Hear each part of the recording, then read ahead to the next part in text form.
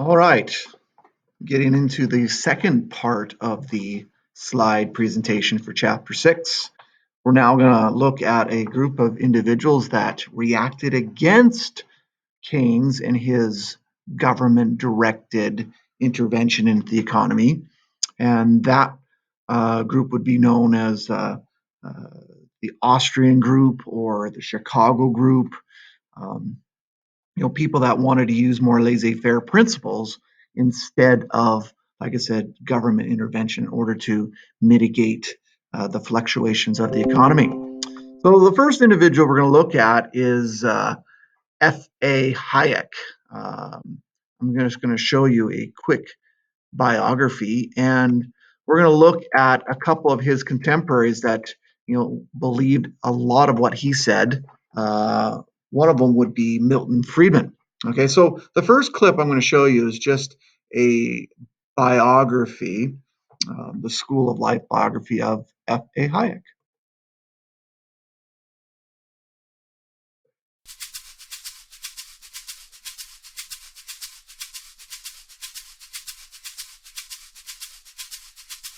Friedrich August von Hayek was a political economist who had a tremendous influence upon how people in capitalist societies understand the concept of liberty. Controversially, for Hayek, liberty did not mean democracy or a commitment to a set of liberal ideals.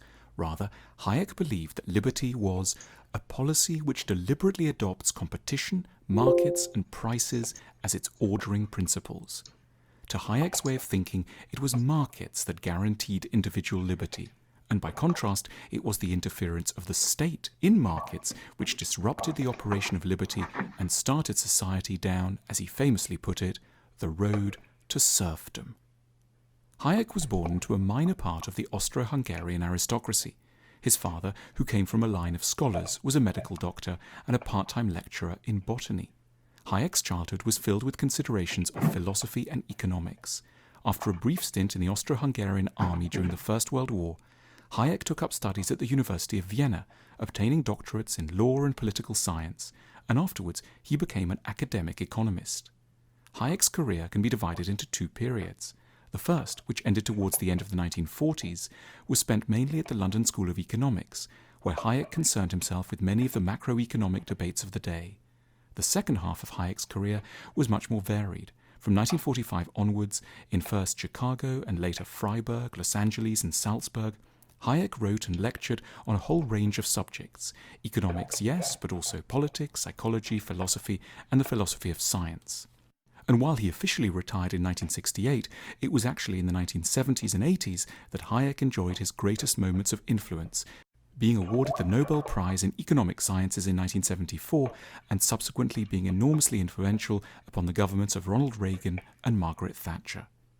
During Hayek's stay at the London School of Economics, which he joined in 1931, he wrestled with a number of the then contemporary debates within economic theory.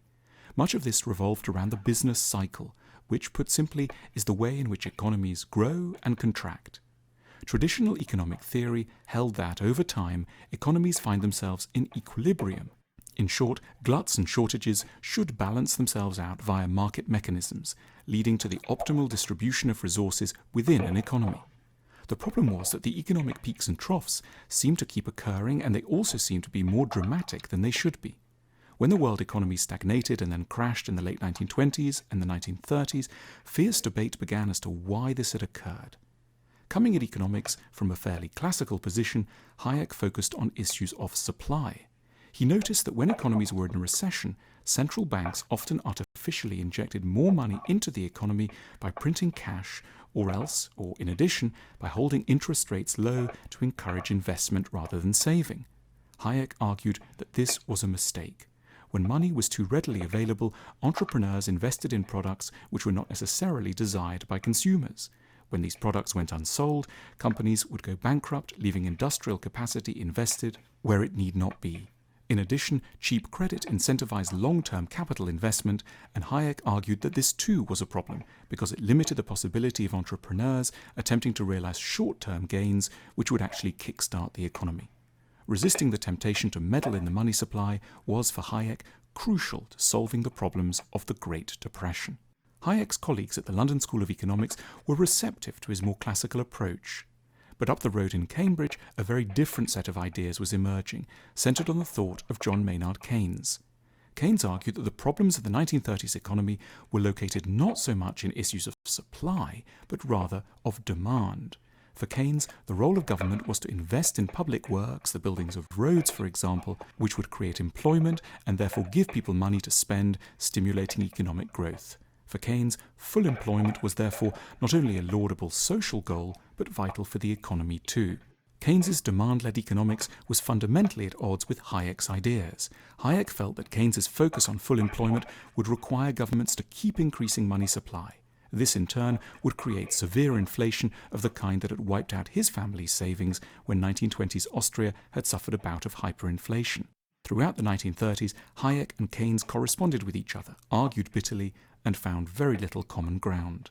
During the Second World War, they even met under bizarre circumstances.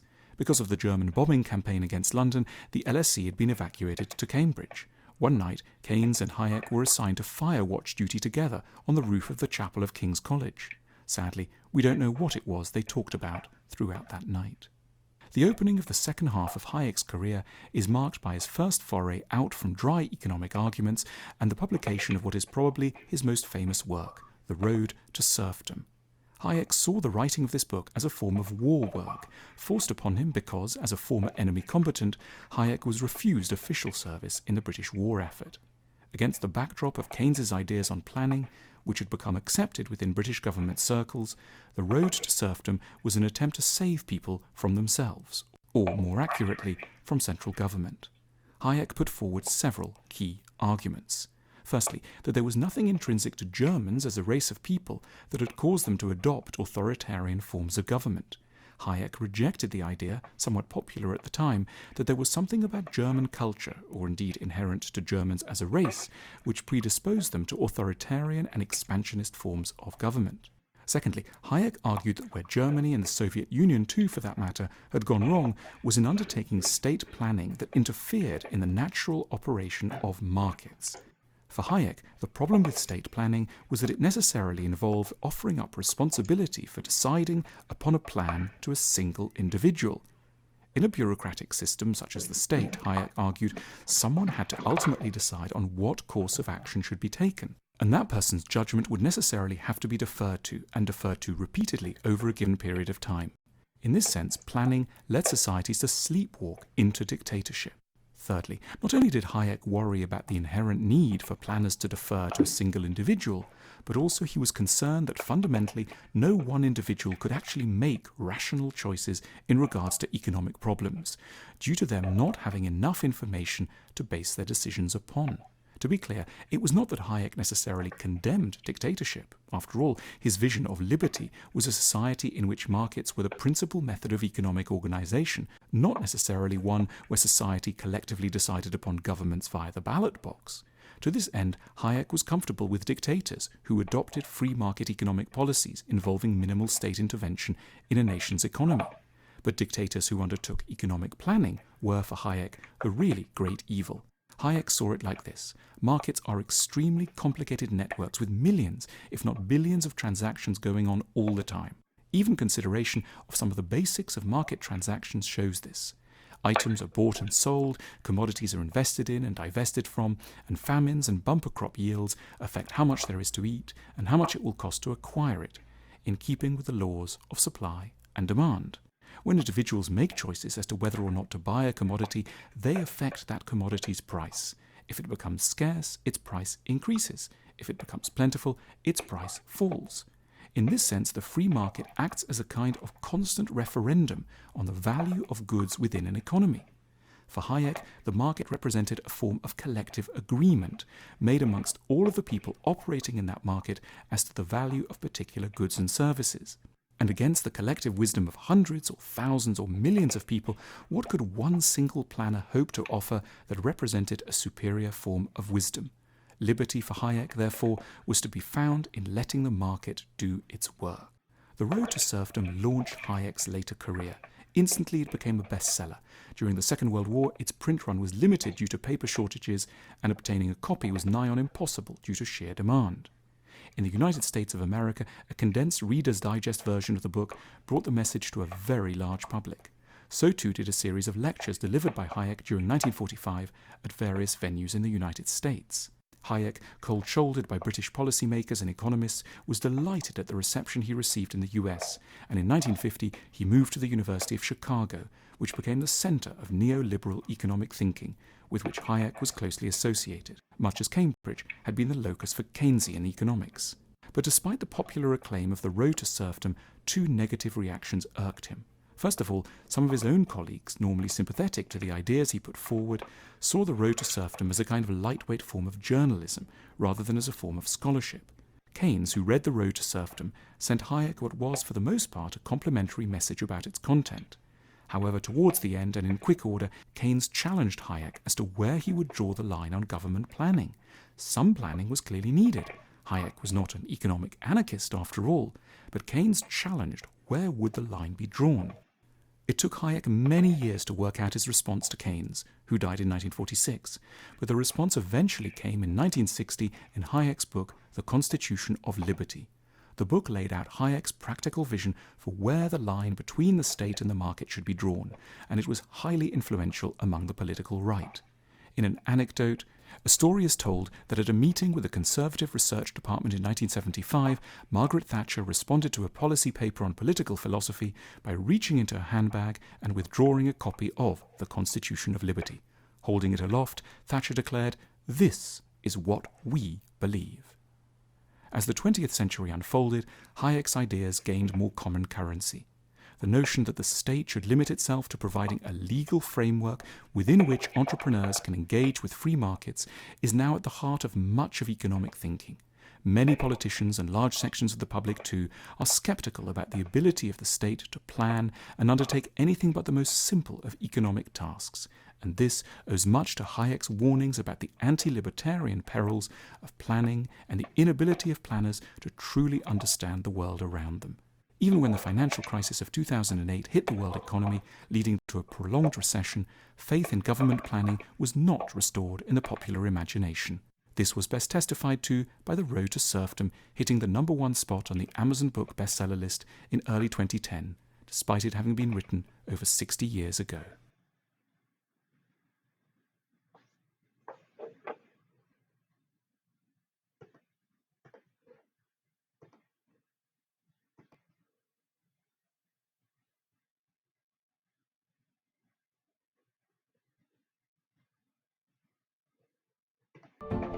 Welcome to the MACAT Multimedia Series, a MACAT analysis of Friedrich Hayek's The Road to Serfdom. Austrian-British economist Friedrich Hayek contributed to several areas of economics, but he is best known for his book, The Road to Serfdom. The book attacks classical socialism, stating that a socialist economy would lead down the road to tyranny, even if the government running it has the best of intentions. Hayek believed that as soon as a socialist economy was agreed upon, society started along a road to serfdom, a road that could eventually lead to totalitarian rule, where citizens have very little political or economic influence. But what's the theory behind his argument? Let's imagine a town where they only trade in pancakes. Pancake vendors are free to open shops to sell their pancakes, and buyers have free choice to choose which pancakes to buy. Hundreds of flavor combinations are available, both sweet and savory. The pancake shops that make the best pancakes tend to make the best profit and prosper more than the others. This can be considered a natural consequence of the capitalist system. Markets tend to favor high performers. People in the town notice that the poorest pancake shops are struggling to make enough profit, whilst the richest are amassing huge wealth.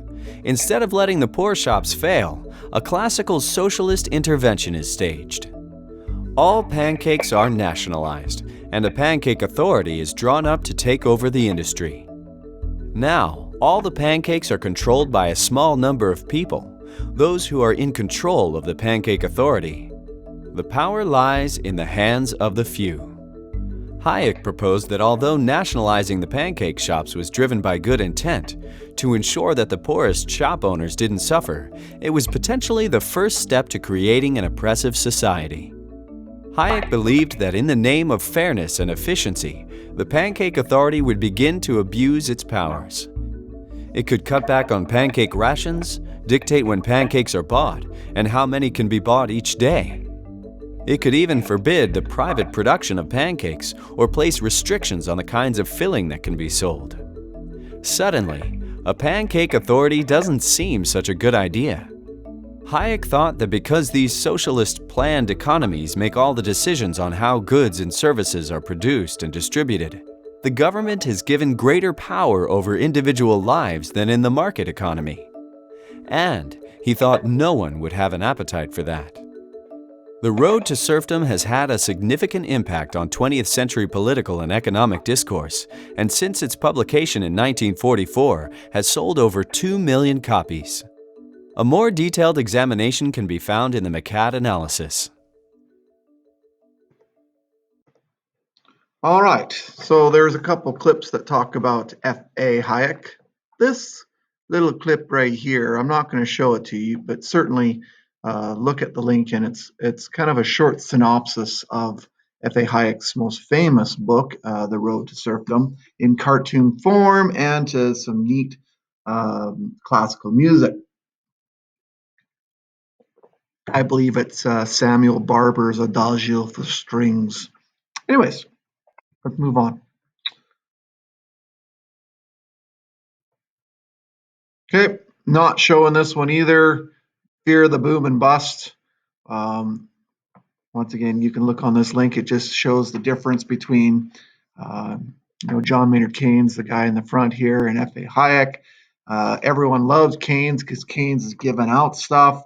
Keynes lives for today. He doesn't think about tomorrow, whereas Hayek's more reserved, a lot more conservative. He's there kind of after the fact to kind of mop up some of the mistakes that Keynes gets involved in. So have a look at that on your own time. All right, so how much should government regulate the business cycle? Hayek versus Keynes. Okay, so we look at the different types of policies, monetary policy and fiscal policy. The biggest difference between Hayek and Keynes, monetarily, would be, Hayek would not believe as much as far as the manipulation of interest rates and manipulation of money supply, whereas Keynes would actually advocate for that quite a bit more. One of the contemporaries, Friedman, though, is a monetarist, and he would advocate manipulation of the monetary supply. Though Hayek and Friedman would not believe in a lot of manipulation of fiscal policy. So, Hayek and Friedman would want to keep taxes low, and they would want to keep government spending low. They'd want to keep things in the private market, whereas Keynes would believe in a lot more government intervention to bring about more equality. So, make sure you read the selections in the textbook that kind of deal with Hayek and Friedman and how those monetarists would differ from Keynes as far as their thinking. And make sure you read it all. Don't just read the first paragraph and think that you've got an understanding. There is certainly a difference between those three individuals.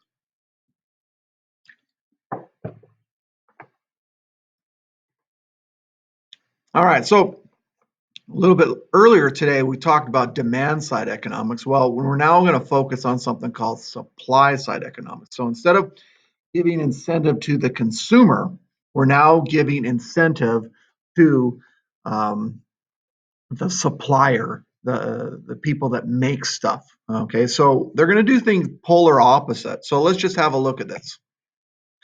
So the government, through direct government spending, is going to give perks, give incentives for business to produce more stuff. Okay, so how are they going to do this? They're going to give them tax cuts and write-offs and subsidies. Okay, so in other words, they're going to give them lots of incentives to build industry in their specific area, but also incentives to create stuff and to build their factories there, etc. Okay, reduce regulation, perhaps even tariffs on stuff coming in from other countries. So the belief is something called trickle-down economics, or the trickle-down effect, in which the savings that these big businesses are gathering or gaining because of all these write-offs, all these incentives, all these subsidies, that those savings are going to trickle down to the consumer in many different forms. And so that form would be higher salaries, perhaps better working conditions, more jobs. Okay, if business has more money, they're going to want to expand, and by expanding, they're going to hire more people, and more people are going to have more opportunities. And so you see this happening quite a bit with governments, where they're going to give lots of guarantees to business. They're going to give them tax breaks. They're going to give them tax holidays, so to speak, where, if you come into our area, you're not going to have to pay any property tax or very little property tax. Maybe we'll give you some incentive to be here. So they get a lot of money. So the thinking is that eventually that will trickle down to the consumer.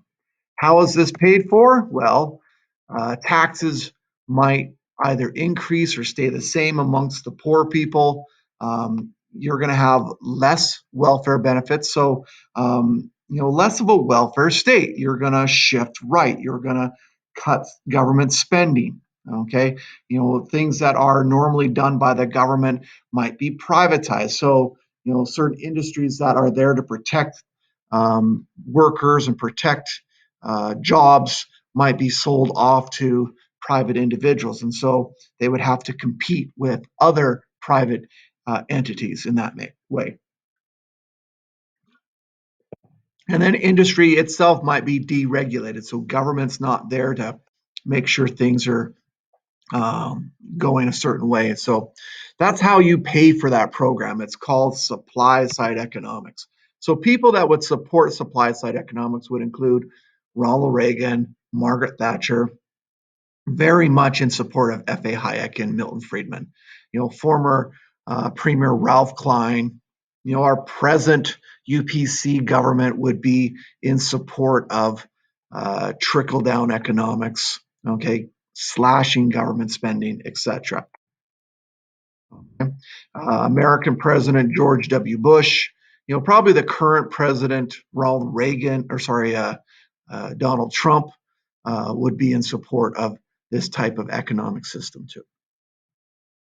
All right, so you have a question comparing demand side economics, Keynesian economics, with that of supply side economics, which is more Hayekian, Milton Friedman type economics, especially Friedman.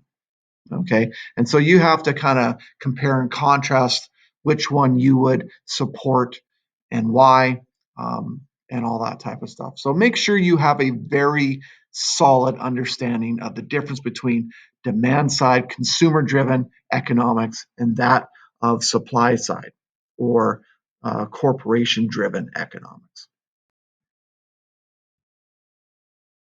All right, so once again, I've showed this to you. So make sure that you understand, like I said, the difference between, and this would be demand side economics, and contrast that with supply side economics.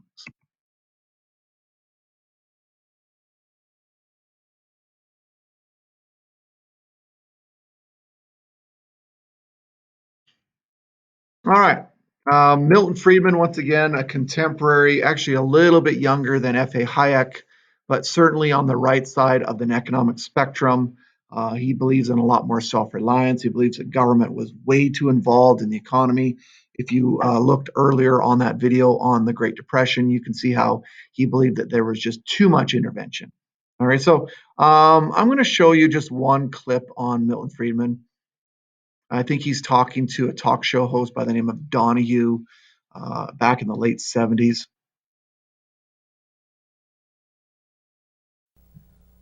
When you see around the globe the maldistribution of wealth, the desperate plight of millions of people in underdeveloped countries, when you see so few haves and so many have-nots, when you see the greed and the concentration of power within, aren't you ever Did you ever have a moment of doubt about capitalism and whether greed's a good idea to run on? Well, first of all, tell me, is there some society you know that doesn't run on greed? You think Russia doesn't run on greed? You think China doesn't run on greed? What is greed? Of course, none of us are greedy. It's only the other fellow who's greedy. The world runs on individuals pursuing their separate interests. The great achievements of civilization have not come from government bureaus. Einstein didn't construct his theory under order from a bureaucrat. Henry Ford didn't revolutionize the automobile industry that way. In the only cases in which the masses have escaped from the kind of grinding poverty you're talking about, the only cases in recorded history are where they have had capitalism and largely free trade. If you want to know where the masses are worst off, it's exactly in the kinds of societies that depart from that. So that the record of history is absolutely crystal clear that there is no alternative way so far discovered of improving the lot of the ordinary people that can hold a candle to the productive activities that are unleashed by a free enterprise system. But it seems to reward not virtue as much as ability to manipulate the system. And what does reward virtue? You think a communist commissar rewards virtue? You think a Hitler rewards virtue? You think, excuse me, if you'll pardon me, do you think American presidents reward virtue? Do they choose their appointees on the basis of the virtue of the people appointed or on the basis of their political clout?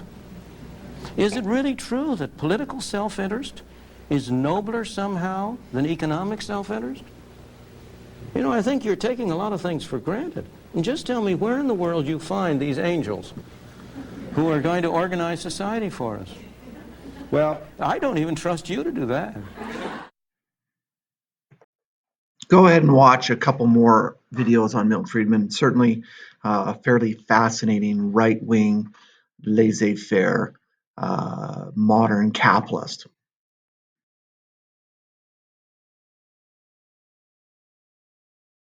Now, people that started supporting Hayekian ways of thinking in the early 1980s include President Ronald Reagan, our own Prime Minister Brian Mulroney, like I said, former Premier Ralph Klein, our present Premier Jason Kenney, Stephen Harper certainly would be on that right side of the political spectrum, Donald Trump, George W. Bush, etc.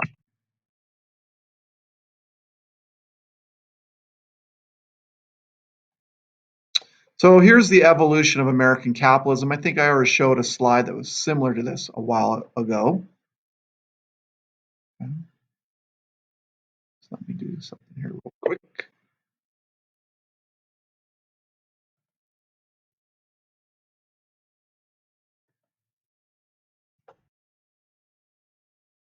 So that period of time, the 1980s, in which supply side economics and Hayek and Friedman's philosophies were used in response to or against Keynes. That period of time was called Reaganomics. In Britain, it was called Thatcherism. And they were marked by a couple of different things. One, lots of privatization, which means that government-run industries that were brought about to bring about more equality were sold off to private entities, private individuals, private corporations for the sake of profit. Governments were trying to slash spending. Okay, they had been spending way too much, gone into lots of debt because of many deficit financed years that they had done. And so there was a lot of that. And so it was a lot of privatization. So here are just a few things that you see from Reaganomics and Thatcherism. Ronald Reagan, President of the United States from 1981 to 1989, brought down labor unions. He just thought that labor unions were too powerful. They weren't competing anymore.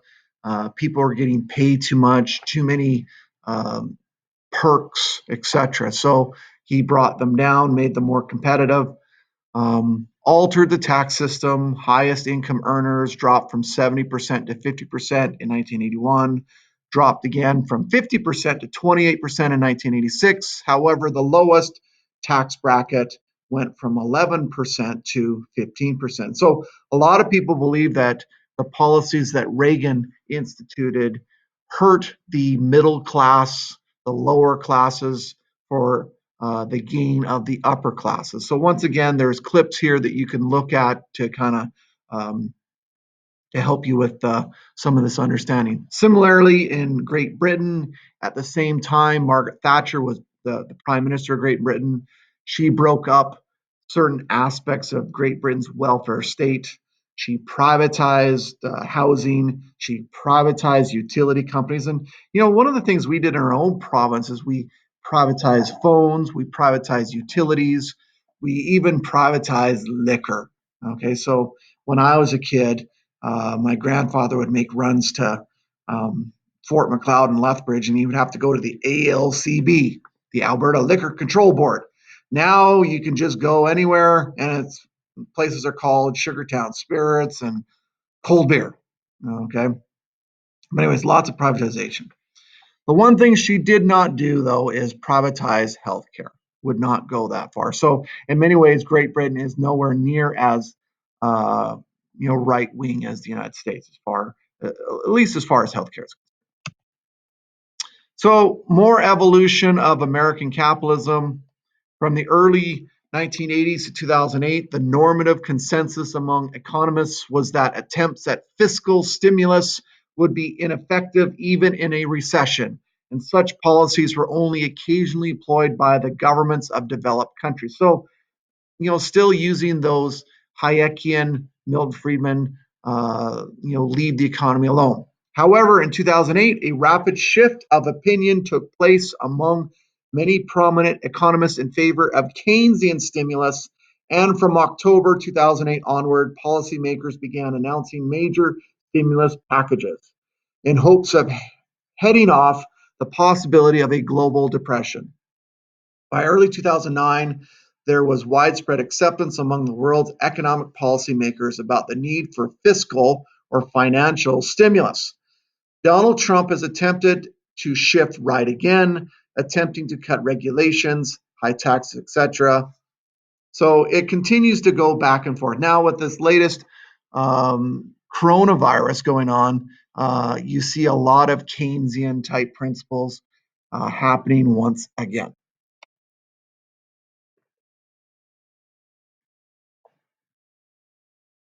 So once again, you need to remember terms. Supply side economics, that was fairly popular from, like I said, the mid 1970s all the way up until about 2008. Terms like deregulation, so government selling industries to private individuals, less oversight, less control. Okay, more opportunity for success, but at the same time, more opportunity for failure.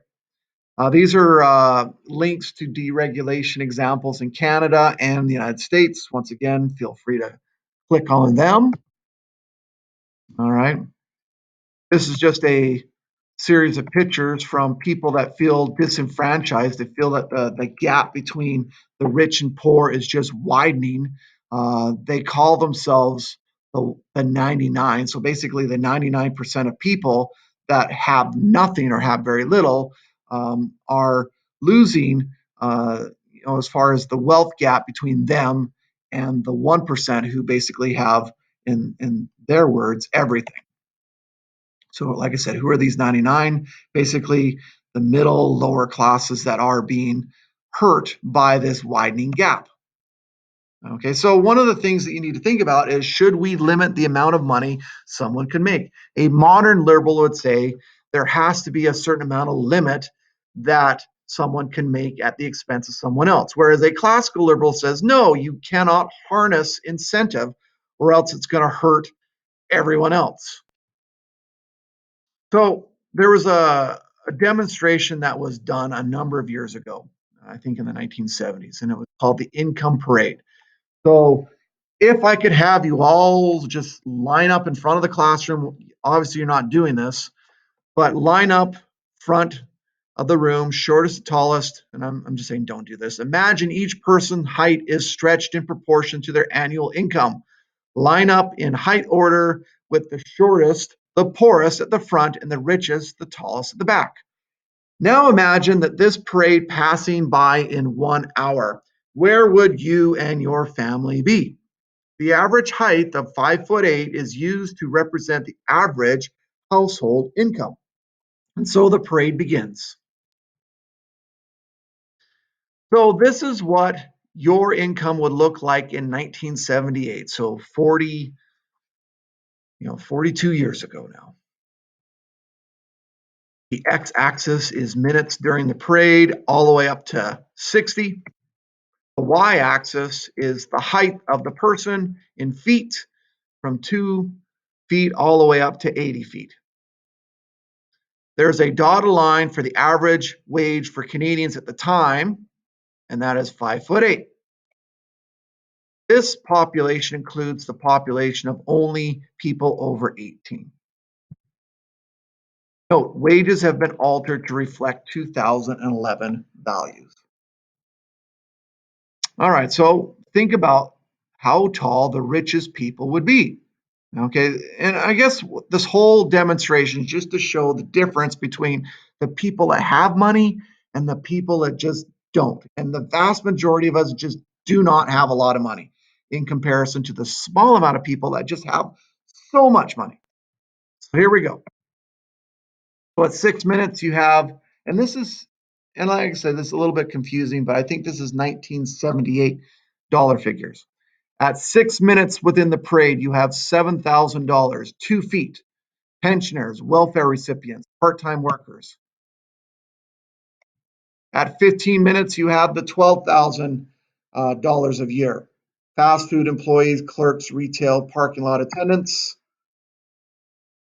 At 40 minutes now, you have the $30,000 a year, truck drivers, factory workers, servers, receptionists. At 50 minutes, you have 60,000 nurses, police, teachers, firemen, trade workers, small business owners. 54 minutes, you have your doctors, lawyers, accountants, engineers, and now they're over average. But once again, you have 54 minutes within this hour parade, and most of the people are already marched by. 9.5 minutes. So basically 30 seconds left in this parade. You have your specialists, you have some professions in arts and sports. So, like I said, the vast majority of people, 99+% of the people have gone by in this parade.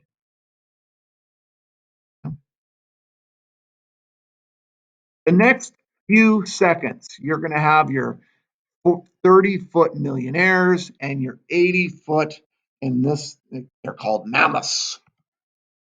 Notice how this goes up very sharply near the end of this parade. Okay, very few people have money, but they have a lot of it.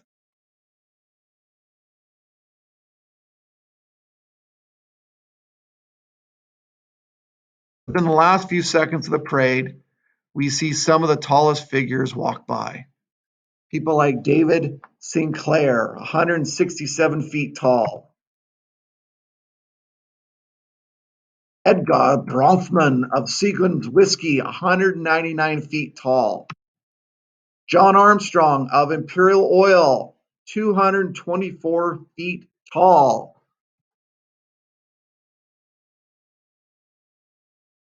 All right, so this just shows the paradox of capitalism.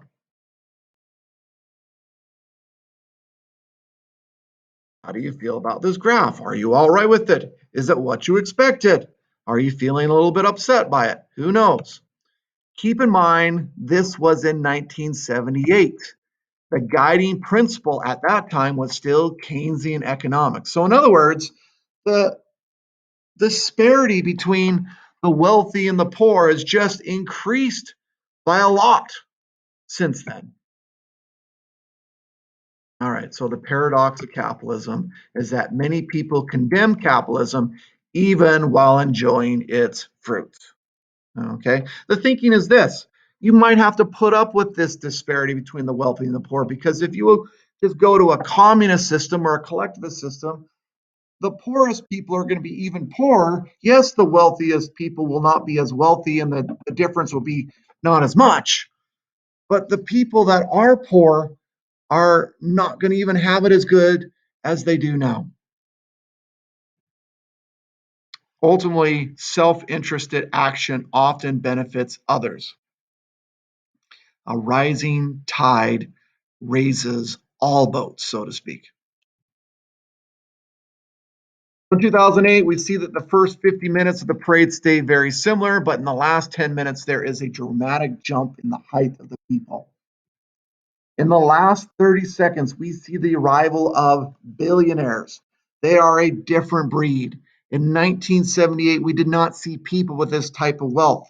Here's a few examples of billionaires. In Canada, we have David Thompson, worth $25.5 billion. Galen Weston, $9.6 billion, and so on and so forth. Is it immoral to be a billionaire? I would say no. Okay.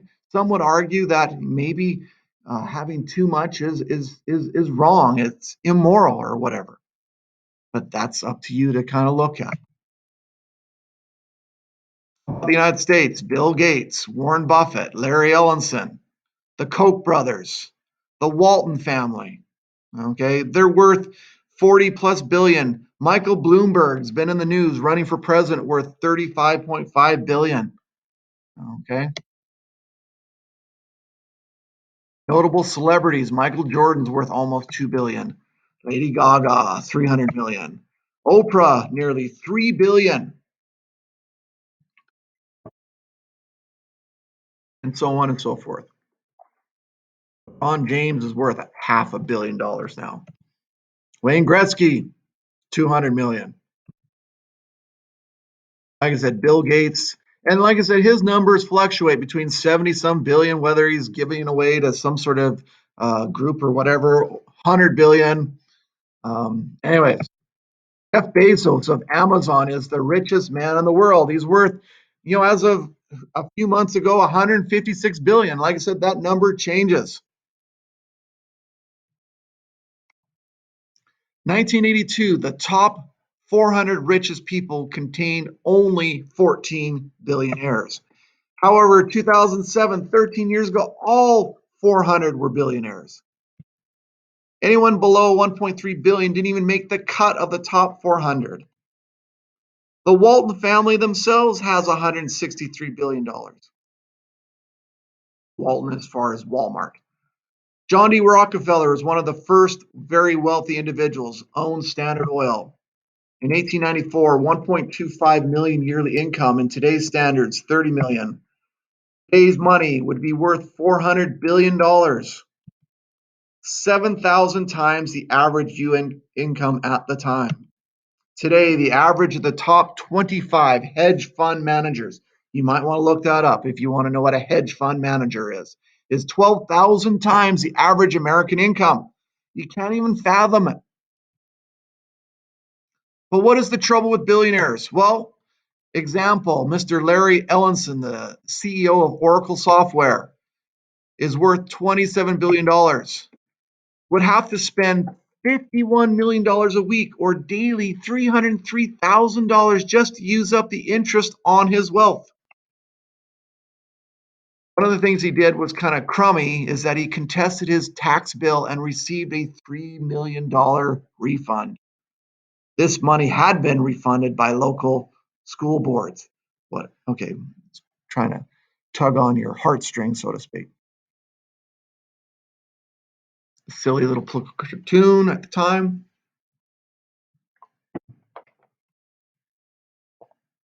Well, how do you get this money back? Well, some people talk about maybe you put an inheritance tax on people. Canada is the only industrialized nation that does not have an inheritance tax. So when you die, a portion of your money has to go back to the government. US has one for estates over $3 million. So, a modern liberal would probably say, sure, let's put in an inheritance tax so we can use that money, we can put it into the public system, etc. The classical liberal would say, no, what would be the incentive of saving any money if it's just going to be blown or given to the government after you die? And so the thinking would be this: if my money is going to be given to the government after I die, I might as well spend it all while I'm still alive. And so I'll have no money or very little money for my kids. If Canada had an inheritance tax for estates over $1 million, the government would generate enough wealth for every Canadian student to receive $16,000 upon graduation for post-secondary education. And someone would say, wow. But once again, it's not as simple as that. 98% of Canadian estates would not be affected by any inheritance tax. To summarize, a couple clips you could look at to show the wealth gap in America and Canada's growing gap. The quintessential American dream is that hurt by too much government oversight.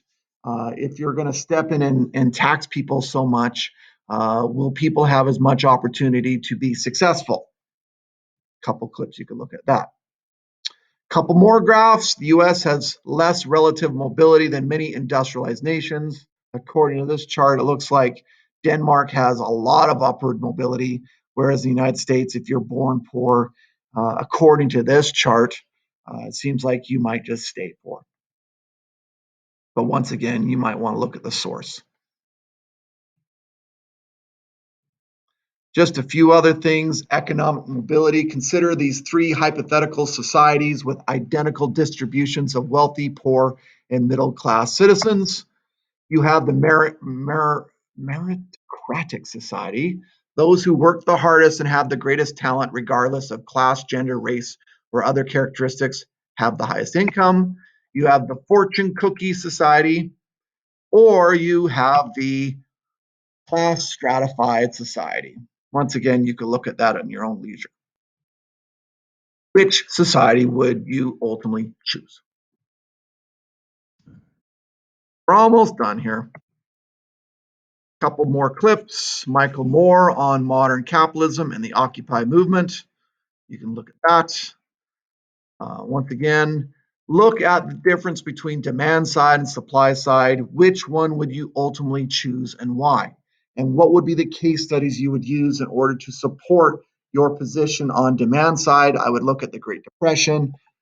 Supply side, I would look at what Reagan did in the 1980s. I would look at what Margaret Thatcher did in Great Britain in the 1980s. I would look at what they're trying to do in Alberta right now with Jason Kenney, what Ralph Klein did in the 1990s, etc. All right. This is basically it for chapter 6. You can watch this documentary, Capitalism: A Love Story. It's once again more left-leaning, very critical of capitalism. And you could watch this rap battle between Ludwig von Mises and Karl Marx. I will leave you with this to end this little presentation. You see, it's a revolution. Capitalism's days are numbered. Then there goes our freedom. If socialism wins, America loses. We have nothing to lose but our chains. And our civilization. Learn some history. Private property and free markets built modern-day society. Yeah, and modern society is the problem. 2 from Arch of History. Thank you. Enjoy the show, boys. Look at this theater. Look at all of this plenty. This is capitalism. So capitalism's diabetes? Shh. Got it. Sorry.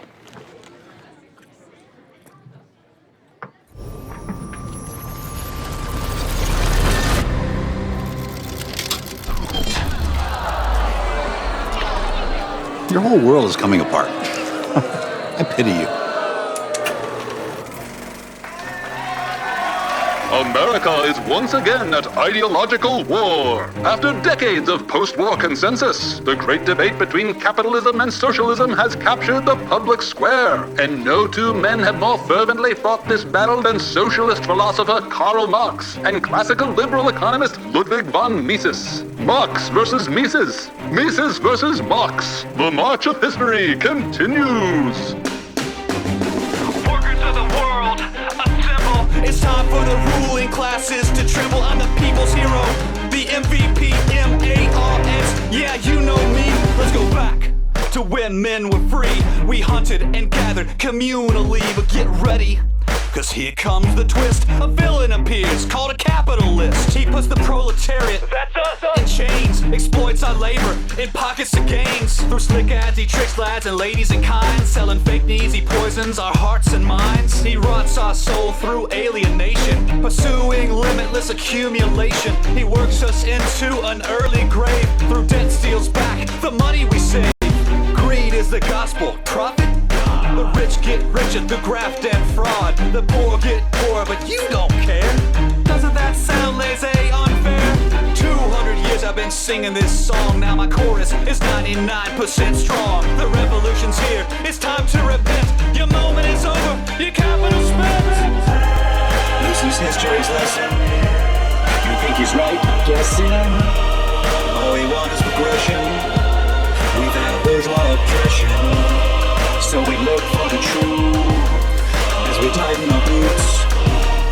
Who's right, who's wrong? Left, right, left, now the march is on. Guten Tag, Marx. Nice to meet ya. My name's Ludwig. Call me teacher. The master of markets, the Austrian boss. You don't like profits? Well, let's talk loss. The problem with your plan is nobody wins except Stalin, Pol Pot, Ho Chi Minh, Lenin, Mugabe. Remember Berlin? They built a wall to keep their people in. Your theories have a rotten foundation, built on control, not cooperation. Centralized power completely corrupts. Real people suffer, violence erupts. Your system depends on the very same people you decry as greedy, bourgeois, and evil. If we're not fit to run our own lives, why would you expect our votes to be wise? If you really want to help people rise up, unleash the free market, let their lives up. It was capitalism, not a socialist plan. Saved billions in India, China, Japan. Everyone has a unique purpose and plan. No one solution can serve the whole land. Each individual has their own voice. The heart of my theory is freedom and choice. This is history's lesson. The market's a blessing. Let's pursue our expression, living free from aggression. So we look for the truth with the freedom to choose. Who's right, who's wrong? Left, right, left, now the march is on. Free marketeers love to play this game. Mao kills billions, Marx gets blamed. It's deceptive, dishonest, plain unfair. Did I drive the tanks at Tiananmen Square? Man, I'm a humanist. You can check my receipts, but you gotta break eggs if you wanna eat. Don't like violence?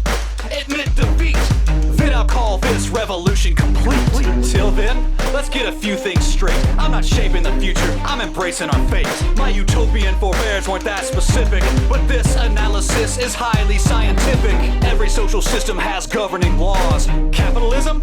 Doomed because the system generated its own fatal flaws by uniting workers in a common cause. Thanks to you, we have all the wealth we need to seize control and eradicate greed. The people are rejecting your bourgeois lies. Real Marxism has never been tried. Equality is the core of my creed. From this one's ability to that one's need. Our healthcare, finance, and industry. Let's collectivize and set ourselves free. Your standard refrain, oh, that's not the real thing. The most common verse all your followers sing. The closer we get to your ideal system, further we go down the road to surfer. The empirical record can't be denied. Your ideas don't work, but they just won't die. Attention! This is not breaking news. Jevons and Menger lit that fuse. Now here comes the bomb via von Bevert. He blew up your system, exposed the core work. The heart of your theory is exploitation of surplus value. That's a bogus equation. You can't explain value by measuring the cost of labor. That theory of value has lost favor. Value is subjective by every measure. One man's trash is another man's treasure. There's no exploitation if two people arrange voluntary exchange. Man, that's not deranged. That bourgeois transaction you diss with a scarf creates benefit for both, so we're both better off. Here's the real problem, the crucial equation. Without private markets, there's no calculation to coordinate courses, allocate resources, incentivize choices because it lacks prices. What crop should I grow? Or should this factory go? Should I pick a JO? How would your planners ever know? Your theory is a bundle of confusion. Socialism got crushed by the marginal revolution. This is history's lesson. All we want is progression.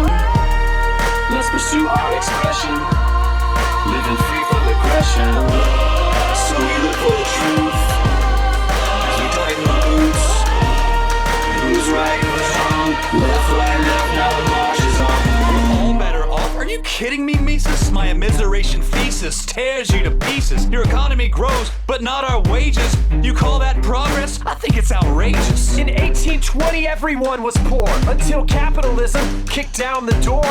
Real wage growth, not stagnation, saved 80% of the world from starvation. You kicked down the door, but you locked us out. That's what your free market is all about. Here's what you do.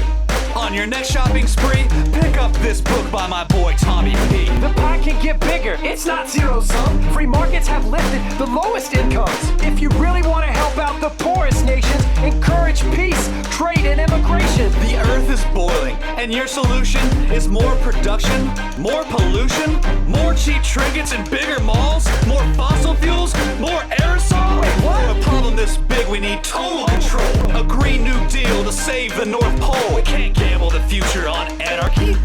Greed's not a plan, it's insanity. Your story's bombastic, your rhetoric's strong. There's only one problem, your theory's wrong. The wealthiest countries do the most to conserve. Haven't you heard of the Kuznets curve? Only wealthy societies can afford to go green. If you want a better world, see the unseen. Even carbon will bend to creative destruction with entrepreneurship in the means of production. This is history's lesson. The market's a blessing. All we want is progression. Living free from aggression. So we look for the truth. With the freedom to choose. Who's right, who's wrong? Left, right, left, now the march is on. I've said it before, and I'll say it again. The long march of history will come to an end. Hegel was close, but to a priori. Once we break down my dialectical story, proletariat, bourgeoisie, them versus us, you versus me, slave, master, lord and serf, new class battles, same old turf. We have what we need to throw the chains off us, organize the economy like the post office. The state takes over, but that's not the whole plan. Watch it wither away and leave socialist man. Our goal is true fairness, outcomes that are equal. Capitalism over. Here's a socialist sequel. Revolution's coming, prepare for the fight. Workers of the world, unite! Nothing is determined. You're so fatalistic. A grand theory of history? Be realistic. Your failed predictions? A distraction. Here's some questions that guide human action. Where are we going? What's the right course? What will motivate us? Incentives or force? Here's what you miss from commanding heights.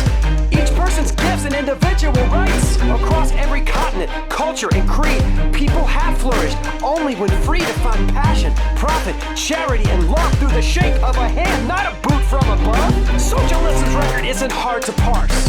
First it was tragedy, now it's a farce. Let's unite people from every nation in peace, exchange, and cooperation.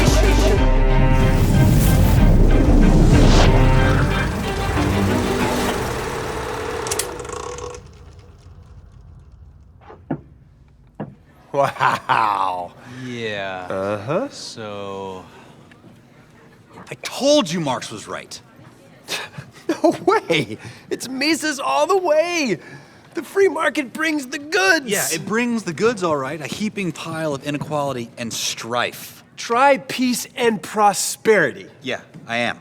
I am trying that. You are? Yeah. Okay, because it doesn't look like it. Did you watch this? Yeah! Half of it was good.